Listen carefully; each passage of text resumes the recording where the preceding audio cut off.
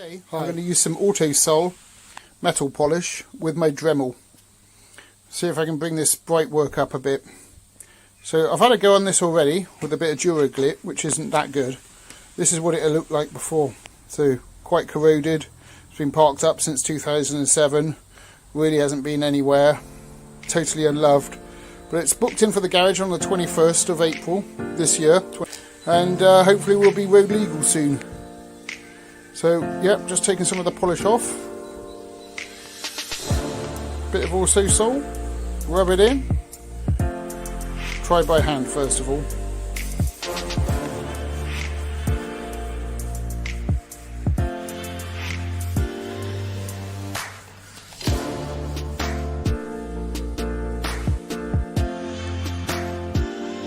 So that's bringing quite a bit off. Just by hand, it really is making a hell of a difference. Let's see what the Dremel can do. So rub it all in so it doesn't spray everywhere. Get a little polishing bonnet on the end. Give it a whiz. Off we go. Don't worry, the video is not going to be 6 days long. We're going to speed it up a bit.